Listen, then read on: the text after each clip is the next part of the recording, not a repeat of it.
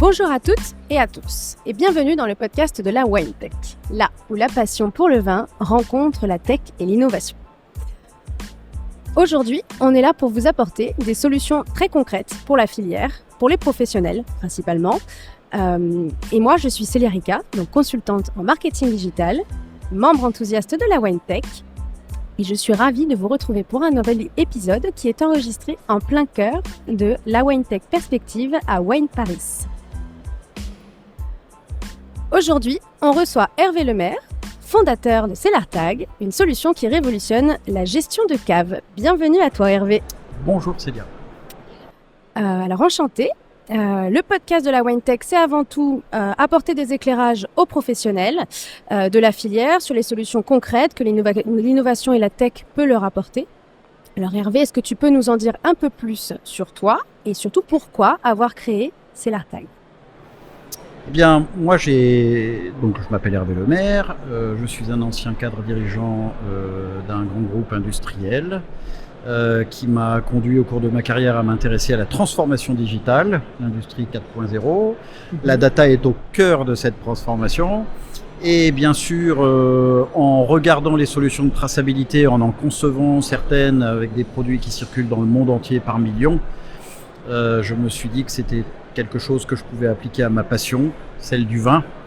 Et l'idée de créer Cellartag est venue de cette passion. Donc quand on parle de tech et quand on parle de passion, eh bien on pense tout de suite à Cellartag.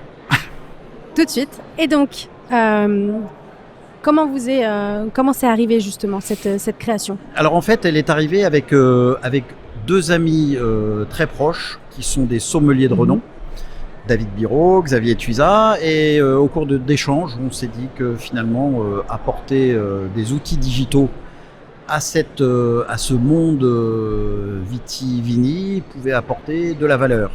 Donc l'idée de Cellartag est venue de l'idée de concevoir un outil pour faciliter la vie des professionnels, aussi des particuliers, mais surtout des professionnels qui ont à gérer des grandes caves de vin. D'accord. Et donc, gérer les grandes caves de vin, aujourd'hui, on pense à ceux qui gèrent les caves, c'est les restaurateurs, les cavistes, les grands hôtels aussi. Qui d'autre ? Quel est le profil de... Alors moi, j'ai trois types de clients. J'ai les particuliers, les vignerons et surtout les restaurants, cavistes, logisticiens qui sont entre les deux. D'accord. Et ce sont des professionnels qui... pardonne-moi l'expression, galèrent dans des tâches qui n'ont rien à voir avec leur métier premier, des tâches d'inventaire, localisation des bouteilles, constitution de cartes des vins, de livres de cave, de rangement de cave, de stockage, enfin bon. Et le numérique peut apporter beaucoup à ces gens-là. Donc, je vais parler brièvement du concept de Cellartag. Cellartag est un concept assez simple. C'est une étiquette intelligente. Alors pourquoi intelligente ? Parce qu'elle a une puce RFID à l'intérieur. Alors sans faire trop de technique, la puce RFID c'est celle que vous avez sur votre carte de crédit. Oui. Mais là il faut approcher la carte de crédit du lecteur, comme on le fait quand on est dans un magasin et qu'on veut régler avec sa carte. Et là c'est pas du tout pratique pour faire des inventaires, parce qu'aller apporter le lecteur sur chacune des bouteilles, voilà. c'est pas possible. Ça n'a pas trop de valeur ajoutée finalement. Oui. Par contre, le portique d'autoroute à travers lequel on passe et qui détecte les voitures, même quand elles passent à 200 km/h, c'est moins recommandé, le portique les détecte. Et là, on est sur une technologie RFID dite UHF, c'est-à-dire que les ondes qu'on utilise permettent une lecture à distance. C'est cette technologie que j'ai choisi d'utiliser. Elle est délicate, elle est peu utilisée parce que c'est une technologie qui n'aime pas les milieux liquides. Dans le domaine du vin, il y a en effet, on parle quand même du liquide. Mais avec l'expérience que j'ai pu développer dans ma carrière, j'ai pu mettre au point des étiquettes qui étaient ultra performantes en cave et qui justement permet d'utiliser cette technologie de lecture à distance qui m'autorise à faire des inventaires de cave avec beaucoup de précision et surtout très très rapidement. Alors justement, si on veut un exemple vraiment concret, je suis restaurateur par exemple. J'ai une cave dans un grand hôtel, en même un palace par exemple. comment est-ce que ça se passe? J'ai ma cave avec plus de 2000 références dedans. Comment, en tant que chef sommelier, je rentre dans ma cave, comment est-ce que je sais mon inventaire, où est-ce qu'il en est, mes stocks? Est-ce que ça me permet de mieux prévoir pour mes nouvelles commandes, de savoir est-ce que là je vais être en rupture de stock? Est-ce que j'ai un suivi au-delà des capteurs? En fait, finalement, comment est-ce que ça se passe, la démarche pour l'utilisateur? Alors, l'histoire de Cellartag chez un nouveau client est la suivante. Déjà, il a une cave. La plupart des caves font entre 10 000 et 50 000 bouteilles, ce qui est déjà surprenant, mais c'est la réalité. Chacune de ces bouteilles doit être étiquetée avec une puce intelligente Cellartag. Et ça, c'est vous qui vous en occupez? Alors, on s'en occupe, ou le client s'en occupe, ou les sommeliers du restaurant s'en occupent. Ça peut être l'occasion de faire un inventaire base 0. Et généralement, c'est bien utile de démarrer par un inventaire base 0, au cours duquel on colle ses étiquettes. Bon, l'étiquette, après ça, on lui dit qu'elle est collée sur tel vin. Par exemple, un Château Figeac 2010, c'est un exemple que j'aime beaucoup utiliser parce que j'aime beaucoup ce vin. Et on dit à l'étiquette, elle est collée sur un Figeac 2010. Et donc on dit à l'étiquette, c'est-à-dire qu'à côté on a une application, c'est ça, sur un téléphone, sur un ordinateur? On a une application qui tourne sur un smartphone, que ce soit iOS ou Android, ou sur le web, que ce soit un PC ou un Mac. L'application est la même, et qu'elle soit utilisée par un vigneron ou par un consommateur, on fait appel à la même base de données. C'est une base de données SaaS, elle est dans un cloud, elle est sécurisée et les données appartiennent au client. D'accord. Toutes les données personnalisées appartiennent au client. Les données globales du vin sont publiques. Un Figeac 2010, c'est public. Savoir qu'il est à tel emplacement dans la cave, c'est privé. D'accord. Qu'il a tel prix d'achat, c'est privé. D'accord. Alors, cette histoire commence par le collage de ces étiquettes. C'est un tout petit peu fastidieux, mais le temps qu'on utilise au départ est très très largement retrouvé par la suite. Une fois que toutes les étiquettes sont étiquetées et rangées en cave, le sommelier commence son travail de gestion de stock. Donc, les bouteilles, lorsqu'elles sont vendues, consommées à table, sortent de la cave. Et le sommelier, le soir, fait ce qu'on appelle sa remontée de cave, c'est-à-dire qu'il aligne les bouteilles qui ont été bues et avec le lecteur mobile, scanne toutes les étiquettes. C'est un exercice qui dure quelques secondes et ça met à jour directement son stock. D'accord, donc ça ne se fait pas au fur et à mesure de la soirée pendant le service, ça va être en fin de cave, il va faire une action. Ça dépend, parce qu'il existe aussi chez Cellartag des portiques fixes, qui sont des portiques comme on a dans un magasin avec les portiques. L'aéroport, comme vous parlez, oui, tout à fait. Lorsque la bouteille traverse ce portique, elle est comptée ou décomptée de l'état des stocks. D'accord. Et là, c'est chaque sommelier qui fait 20 fois l'aller-retour dans la cave avec des bouteilles. Ça peut être des bouteilles à l'unité, plusieurs bouteilles, voire même des caisses ou des cartons, parce que le système lit à travers la caisse aussi. Et donc ça, c'est une première utilisation, une gestion du stock immédiate, continue. D'accord. Alors ça n'exclut pas des erreurs d'inventaire, parce que de temps en temps une bouteille se casse, elle n'est pas décomptée, et c'est pour ça qu'on fait des inventaires. D'ailleurs les inventaires sont obligatoires, et donc une fois par an, mais la plupart du temps les restaurants font ça une fois par mois. On fait un inventaire physique. L'inventaire physique, c'est on compte chacune des bouteilles individuellement. Alors avec Cellartag, on les compte individuellement avec le lecteur. Donc ça va très vite.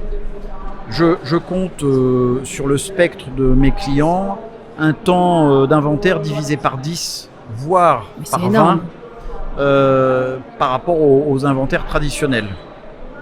Deuxième intérêt, c'est que l'inventaire traditionnel se fait en manipulant les bouteilles, généralement pour cette raison avec un sommelier qualifié. Alors que Cellartag, vous ne touchez pas aux bouteilles et vous pouvez le faire avec une personne non qualifiée. Tout à fait, donc on réduit largement le temps et le niveau de qualification nécessaire pour aller faire un inventaire dans la cave. Voilà. Et le risque d'ailleurs de casse, tout à fait, oui, parce qu'on ne manipule plus les bouteilles. Tout à fait. Et une fois que cette bouteille elle est consommée, qu'est-ce qui devient ce capteur qui est sur l'étiquette? L'étiquette est dite indécollable. C'est un choix qu'on a fait, simplement parce que les clients nous demandent des preuves d'authenticité, de traçabilité, et donc on n'autorise pas le décollage de l'étiquette. Alors en fait elle est décollable, mais la puce se détruit quand on la décolle. Donc en fait elle accompagne la bouteille dans la fin de vie de la bouteille. D'accord, ok. Donc là on a parlé d'un exemple très concret qui parlera, j'imagine, à beaucoup de cavistes et de restaurateurs. J'imagine que vous devez aussi, votre technologie doit aussi intéresser les logisticiens, qui eux doivent gérer des quantités industrielles, on peut le dire, de bouteilles en entrepôt, dans des entrepôts qui font plusieurs milliers de mètres carrés.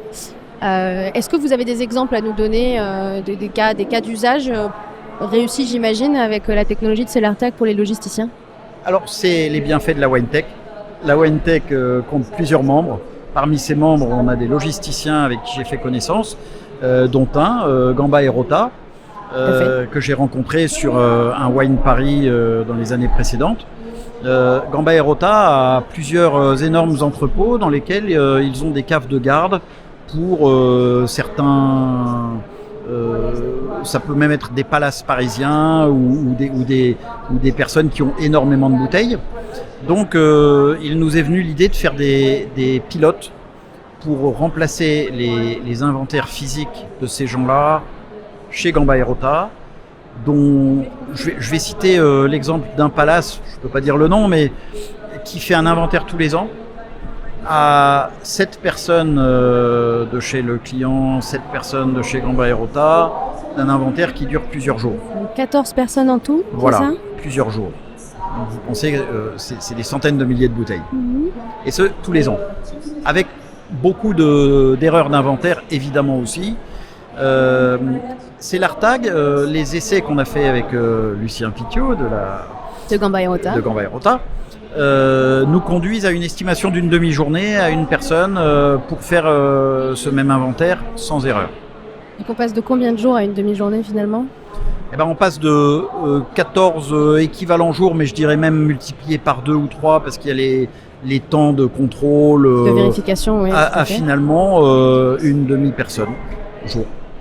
Donc là, c'est très très mesurable quand même comme retour, comme gain de temps, comme gain de... C'est très intéressant, oui. Optimisation d'équipe aussi, parce que vous avez dit à combien de personnes on passe sur une demi-journée du coup? On passe de 14 personnes à une personne. Oui, d'accord, à une personne. Alors pour un restaurant, c'est d'autant plus important que généralement le sommelier fait ce travail-là, alors que le sommelier a un métier bien différent que d'aller s'irriter à compter des bouteilles pendant plusieurs jours.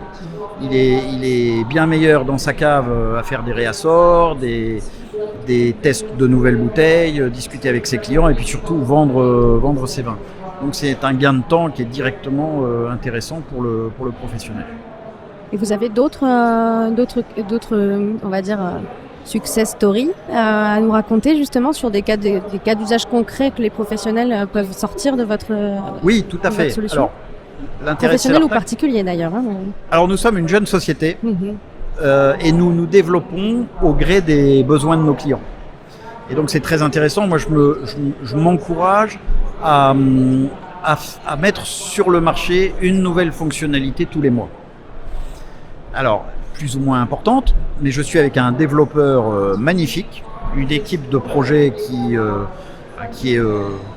est séduite par Celertag, j'ai beaucoup de chance. Surtout séduite par le métier du vin, ce qui est un petit peu différent. Notamment un bistrot parisien célèbre, superbe, chez Fernand rue Christine, Baptiste Rollière, qui m'a demandé de concevoir une fonctionnalité pour éditer ses cartes des vins. Oui. Alors, pourquoi Celertag est intéressant dans ce domaine-là, c'est qu'en éditant la carte des vins, vous pouvez avoir une carte soit interactive, mais de toute façon à jour, en fonction de l'état de vos stocks. Et vous pouvez aussi indiquer à vos clients les bouteilles que vous avez, mais que vous ne vendez pas parce que vous les gardez encore en vieillissement. Cette carte des vins va chercher le prix de vente. Ce prix de vente, vous avez une flexibilité dans l'établissement de votre carte de vin. Et au regard de cette carte des vins, vous avez ce que j'appelle le livre de cave, qui lui est un document miroir pour le sommelier, qui va en même temps indiquer l'emplacement de la bouteille dans la cave, et qui permet d'ailleurs au sommelier de faire beaucoup de choses, comme le réassort. Vous vous rendez compte qu'il ne reste plus que 2 bouteilles, il est urgent d'en recommander, donc vous avez cette possibilité-là.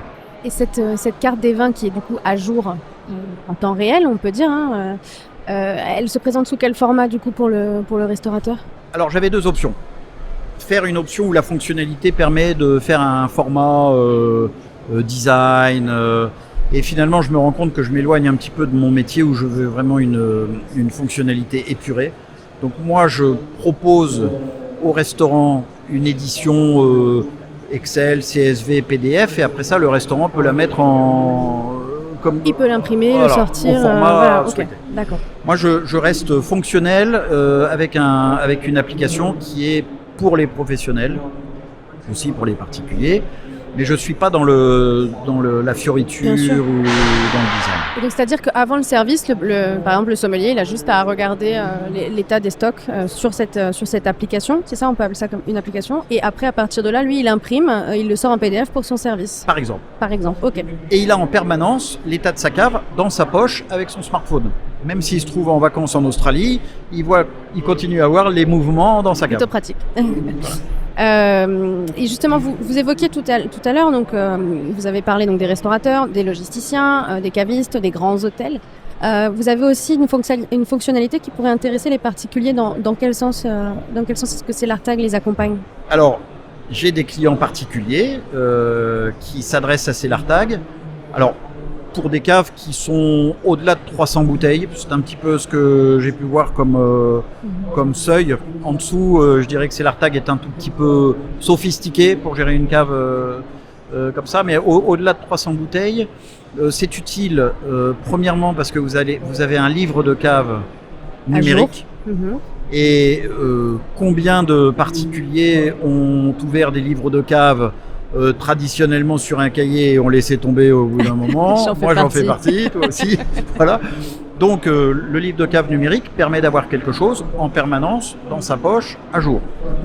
Et puis, quand vous êtes entre amis et que vous discutez de vos vins, de vos caves, vous pouvez aussi discuter sur l'état réel de la cave.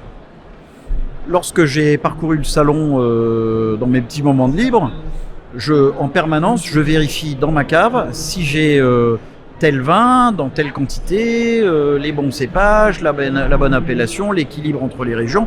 Et tout ça, je l'ai numériquement très facilement. Super. Est-ce que vous avez un mot de la fin peut-être? Quelque chose qu'on n'a pas abordé, que vous souhaiteriez aborder Oui, parce que quand tu m'as dit qu'avec les acteurs de la wine tech, est-ce qu'il y avait des synergies? Alors j'ai cité Gamba et Rota. Je voudrais citer un autre futur partenaire, en tout cas c'est bien parti, Ghostan. D'accord. Donc Alexis Gendreau qui a participé aux tables rondes. Tout à fait. On discute avec Alexis depuis un petit moment sur la connexion entre Celartag et son application. Alors son application, elle se connecte sur des logiciels de caisse chez les restaurants et elle permet d'extraire des données de caisse, des statistiques de vente et qui permettent aux restaurants de prendre des décisions sur les prix, sur les réassorts, etc. Mais il a une vision complètement numérique et il lui manque la connexion sur l'état physique réel de la cave, ce que Celartag lui apporte. Donc on est et Celartag, beaucoup de mes clients me demandent d'avoir une connexion avec le logiciel de caisse. Tout à fait. Oui. Parce que quand une bouteille est vendue, c'est intéressant que Celartag le sache. Et donc on travaille sur un connecteur qui serait une passerelle informatique qui permettrait d'avoir un pack complet pour un client qui gère à la fois sa caisse et son statut physique de cave. Donc voilà un exemple de partenariat qu'on est en train de développer. Et de connexion très utile, oui, entre deux solutions finalement, avec la donnée qui reste au centre. J'ai un autre exemple. Ah bah, j'écoute. Avec un autre partenaire de la wine tech, dans ma bouteille, pour ne pas les citer, qui eux proposent des données nutritionnelles à partir de la lecture d'un QR code. Il se trouve que l'étiquette de Celartag comporte un QR code, pour pouvoir lire aussi les données avec un simple smartphone. Et donc pourquoi pas proposer un QR code qui adresserait un QR code Celartag qui irait adresser les données nutritionnelles du vin qu'on est en train de scanner. Nouvelle idée, et on travaille avec Adrien Tréchaud sur cette idée. Pourquoi cette idée m'intéresse? Parce que, les données nutritionnelles deviennent obligatoires sur les... Ça l'est déjà voilà. Sur le millésime 2024. Exactement, donc ça va arriver très prochainement. Et donc c'est un tout petit peu un nightmare pour les vignerons d'avoir un QR code supplémentaire sur leur étiquette, en plus du logo femme enceinte, en plus des données Toutes les légales. obligations d'affichage, Voilà. oui, tout à fait. Et donc nous, on compte lui proposer une étiquette, c'est l'ARTAG, dans laquelle on retrouverait toutes ces données obligatoires qui pourraient être sur le col de la bouteille et qui simplifieraient la vie du vigneron. Donc sur le col cette fois-ci. Alors, sur le col pour les données légales, et on aurait en descente la fameuse étiquette c'est l'ARTAG qui continuerait à l'identique à avoir son activité. Avoir son capteur Voilà. comme initialement prévu. Ok. Et moi, ça m'intéresse parce que ça me permet d'introduire l'étiquette à la source, à la production.